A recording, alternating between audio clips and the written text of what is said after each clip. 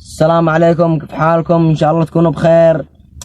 اليوم جينا لكم بفيديو جديد، لانه اكثر الناس ذي الايام كثير ناس يسألوا ليش الاجانب او المصريين او الهنود يمثلوا حقيق، تمثيلهم يشتاف انه حقيق، في اليمن ما يشتافش انه حقيق.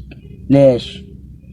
تمثيل اليمنيين ما يشتافش انه حقيق، لانه في بهم قطوع بالكلام، فيهم ما فيهوش كلام كبراء كبراء زي محمد رمضان لما قال هيعت لك يا غبي، هيعت لك يا متخلف، يا من بالله القدر خلك صعب والله العظيم.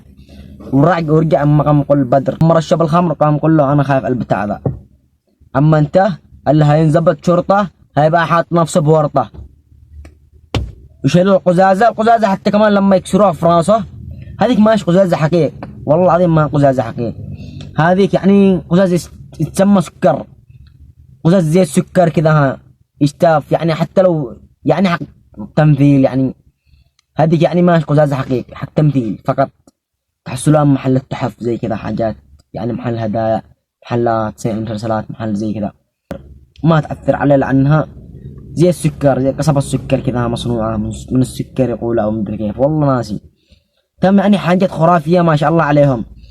وحتى كمان محمد إمام، النجم محمد إمام المصريين، والله العظيم حاجات كثيرة ما شاء الله يمثلون. ولما كمان قلعوا عن النمر في مسلسل النمر، قام قلعوا عن النمر قتلت أبوه ويتمته يا شيماء رضوان وشلته كل فلوسه من عدو صغير. ما شاء الله الصلاة على النبي، مسلسلاتهم ما شاء الله. والله العظيم أي مسلسل من حق المصريين يطلع ترند، حلو بالمرة. حتى المخرجين حقهم صح انه في تعب، في خسارة، وفي بس حاجة فعلشان كذا انا حابب ان اطور من شعب بلادي، ولا عيني وراسي والله، ما قصديش اني اعسكم ولا استمروا عادي والله. حتى انا قد سويت فيلم اسمه فيلم المواجهة، تمام؟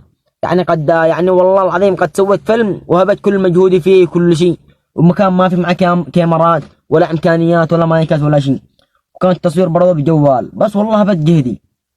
انا كنت مفكر لما اسوي ذاك المسلسل الفيلم، كنت افكر انه يوقع علي مقابله، ناس يطلبونا وزي كذا او يدعمونا بكاميرات علشان استمر بالمزيد والاحسن. فعلشان كذا والله العظيم ما وصلنا الامكانيات دي، ولا عجلت لي ولا قدرت اجيبها. حاولت والله العظيم من عديد المرات، حاولت مش مره واحده. فعلشان كذا انا ذا الحين امس نوري 30 مسلسل استنزله ان شاء الله في رمضان 2025 في السنه دي ان شاء الله. فعشان كذا عاد ذا الحين ما في معي امكانيات ولا كاميرات، ومن معظم الحاجات حاب يمثل معي على عينه وراسه والله العظيم، ومشكور على كل شيء. فعلشان كذا انا طالب منكم كاميرات، عن الذي معه كاميرات او الامكانيات دي وزي كذا، والله العظيم ما انسى المعروف ذا كله، عمره حياتي ما انسى المعروف. فعلشان كذا طالب امكانيات دي ما وصلنا وزي كذا. المسلسل ده بيكون زي حق المصريين، في كلام كبراء، زي انا بشوف جثة داخل على دفاعين كلام كبراء يا صاحب انا بايع نفسي ومشتريك والله العظيم. حاجات كلام كبراء، حقيقة كلام يدخل في الراس ويدخل في العقل، حاجات تحسسك انك عند داخلت الفيلم تمثل والله العظيم. حتى انا لما اتفرج بعض الاوقات مسلسلات محمد رمضان اخرج اسوي نفسي انه انا ذاك الذي ما فيش منه محمد رمضان، والله العظيم. حاجات ما شاء الله تخليك تحس من جد كأنك تواجه الحياة لوحدك، تضرب 10 20، حتى لو انضربت عادي والله العظيم مكانك انت رجال ولا ستنكسر. حاجات ما شاء الله يصلحوها عشان يفهم. انا داير انكم بتردونا بالتعليقات نحن في اليمن نصلح على الظروف وعلى المعاصي وعلى المعاني التي نحن نعيشها وزي كذا، ونمثل عليها الظروف التي نحن نعيشها. انا عارف بس ما قلت لكم شيء، ضروري انكم تدخلوا في معثرات وحزن وكلام كبراء. حتى البكي، والله البكي في المسلسلات اليمنية بعضهم ما يجيبوا حقيقة، والله العظيم ما يجيبوا حقيقة. هذا غلط، مش غلط الممثلين، غلط المخرج والله العظيم. احلى مسلسلين عندي في اليمن الذي قد وقعت مسلسل دروب المرجلة ومسلسل خلف الشمس. هذا ما شاء الله الصلاة على النبي، ما شاء الله ذي ضربوا صح. هذا حاجات عبارة عن الواقع وعن الظروف عن المعاصي التي نحن نعيشها، وكان المخرج حقهم وليد العلفي ما شاء الله عليه، وعنتج وتعب فيه والله العظيم، وانا داري وحاسه والله العظيم انه ذا الشي فيه تعب رغم انه مسلسل وانا تعبت والله. كم معي فيلم سويته انت جلست كم ايام والله العظيم ما متروح، لأن كان ما في معي امكانيات يعني عشان اسرع فيه وزي كذا.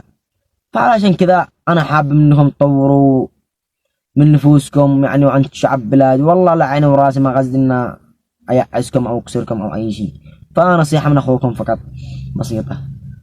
وحتى كان مسلسل محمد فاروق الذي اخرجه اسمه لقمة حلال الذي نزل في السنة دي، ما شاء الله صلاة على النبي. المسلسل ذاك يعني جابه حلو والله العظيم.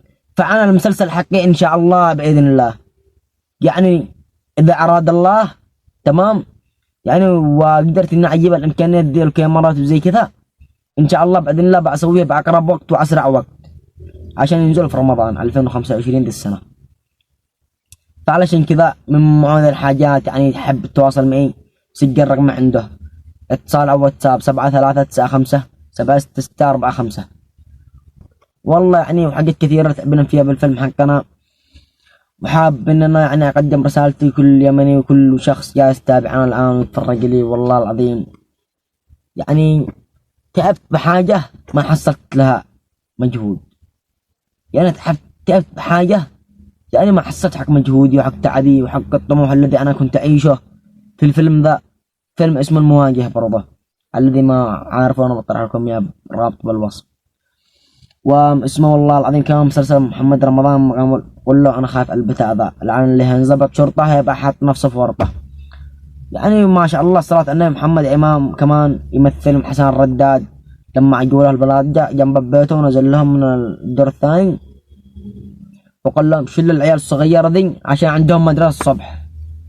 والله العظيم يعني وخربوها ذاك الوقت. يعني ما شاء الله صلاة النبي مسلسلاتهم كلها ترند حتى كلامهم ده كله اللي يقولوه شباب التيك توك كلهم يطلعوا يقلدوهم من عين نجوم يفتخرون انهم نجوم ويفتخرون انهم يمثلوا ذا المسلسل. فعلشان كذا انا حابب ذا السنه يعني اصلح مسلسل ان شاء الله باذن الله، ولا قد مصري ولا اجنبي ولا هندي ولا يمني ولا سوري ولا باكستاني ولا خليجي كمان قد سووا مثله.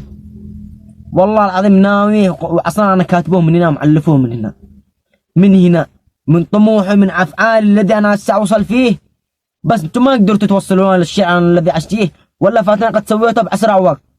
لكن ان شاء الله باذن الله تجينا الحاجات ذي والامكانيات ذي واوريكم كيف الجرعه هذه اللي في المسلسل الذي بسويها انا رغم صغر سني. والله العظيم لا اسوي حاجه في الكره الارضيه ما حد قد سواها، وبيكون كمان التمثيل داخل سوق عباره عن حقيقه زي المسلسلات المصريه لما يسووا داخل سوق يعني محل ذهب حقهم يكون محل زي كذا يعني حاجات زي محمد رمضان عباره عن حقيقه ويخلوا الناس يمشوا. طلع ممثلينهم اصلا يكونوا قاطعين الشارع من ذيك الجهه ومن ذا الجهه يدخلون الناس ممثلين يمشوا يكونوا كانهم ماشيين عابرين طريق. يعني حاجات ما شاء الله يعني عباره عن حقيقه. يعني انت لما تتفرج المسلسل تجلس تقول كيف ذا لما يتفرجوا على الكاميرا وكيف وهم الممثلين اصلا خلوهم يجزعوا عابر سبيل وزي كذا فقط معاهم اللقطات ذي ان شاء الله باذن الله. فعلشان كذا توصلنا الامكانيات ذي ونحن طالبين كمان ممثلين وممثلات، ورقمي بطرح لكم اياه بالوصف قد قلت لكم اياه.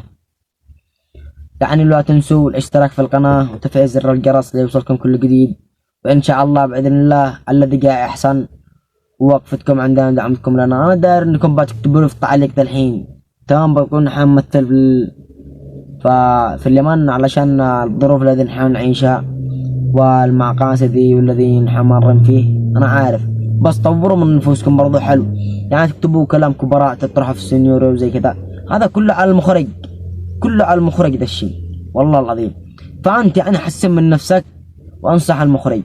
فعلشان كذا انت لما تحسن من نفسك فاول مسلسل انت طلعت فيه يا يطلبك كم المرات لانك انت تمثل وتجيب كلام حلو معك لسان يقول لك لسانك حسانك اذا صنت صانك على قول المثل ذا. وبعدين والله العظيم يعني ان شاء الله باذن الذي حتى المسلسل انا ما اناش عارف كيف الذي انا كاتبه سيره. يعني والله انا مستغرب انه انا في يدي كتبته، انا مستغرب حتى انا كل يوم اقراه لما اقراه انا والله العظيم ان انا اندم ليش ما فيش معي الامكانيات دي. يعني ليش يعني بيدي ان انا استمثل بس ما فيش معي رغم ان يعني جالس اشتغل شغال زي كذا انكم دارين في اليمن ذو البلاد دي. الله يعينها بس على كل حال. والله عشان شغال ولا بخرج امثل بكون زي كذا حتى ولو بجوال ما نسوي. فعلشان كذا ان شاء الله باذن الله لو حصلت انا الامكانيه دي باسرع وقت بمثل بسوي المسلسل ذا الذي قلت لكم عليه، ولو ما حصلتها بعجله، وان شاء الله باذن الله حتى لو عجلته ولو ما حصلت الامكانيه ذي بسويه ان شاء الله، حتى وان كان بتلفون. حتى كمان لما اروح النت اعبي مسلسلات مصريه تمام او يمنيه او اي شيء، والله العظيم ادخل في مجلة خاص في اللابتوب في النت تمام، يعني في مجلة خاص مكتوب فيه مسلسلات المشاهير. المجلة هذا ما بينوش واحد يمني، بينه عثمان محمد امام محمد رمضان حسن الرداد حسن احمد السقا، كثير مصريين فيه كثير والله العظيم. ليش ما بينوش واحد يمني؟ ليش ما بينوش محمد قحطان؟ ليش ما بينوش صلاح الوافي؟ ليش ما بينوش الممثلين اليمنيين الاخرين؟ ليش؟ والله العظيم جريمة بحقكم. يعني الدول حق برا مشاهير يعني وانتم تمثلوا تتعبون. علشان كذا انا حابب ان اوصل لكم رسالتي علشان يعني نطور من نفوسنا للاحسن ان شاء الله. وان شاء الله باذن الله هذا المجلد بدخل انا فيه وبتسجل فيه في مسلسل المشاهير، مسلسلات المشاهير انا بدخل فيه وبتسجل فيه.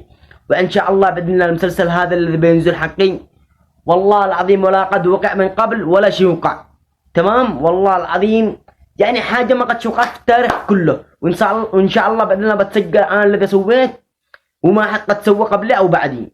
وإن شاء الله بإذن الله أول ما توصلنا الإمكانية دي أسوي المسلسل هذا بأقرب وقت إن شاء الله. وحتى كمان أنا قد تواصلت مع المخرج وليد العلفي ومحمد فاروق بس ما يرد علي، راسل لهم واتصل لهم ما يرد علي، ما أنا عارف إنه مشغولين أو كبرة أو إيش الله أعلم بالشيء. وماريا قحطان حابب كمان انها تمثل معايا في المسلسل هذا 30 حلقة لانها ضروري تدخل معايا. وحتى لو ما حبت تدخل انها تمثل، هي فنانة مشهورة يمكن ما ترضى تدخل تمثل معايا عادي، نستي ممثلة غيرها ان شاء الله تمام. وكمان اسم الممثل محمد الشيشان ومصطفى الممري والله العظيم لهم سنورة لحالهم هم غير حقي، يعني سنيورة كوميدي زي شباب البومب كذا كوميدي ينزلوا كل 30 حلقة.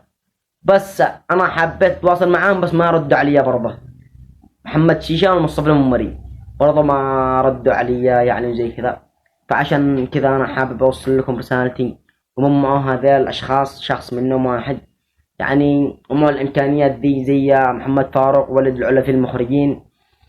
إن شاء الله بإذن الله ننتج الفيلم هذا والمسلسل بأقرب وقت إن شاء الله بإذن الله ننتجه يعني بأقرب وقت أقرب سرعة لأنه ما فيش وقت.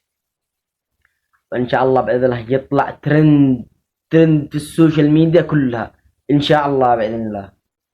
ولو كنت إنك حابب تدخل في المسلسل حقي أنا قد قلت رقمي في نص الفيديو وتواصل معايا واتساب أو اتصال تمام. شكرا لكم جزاكم الله خير.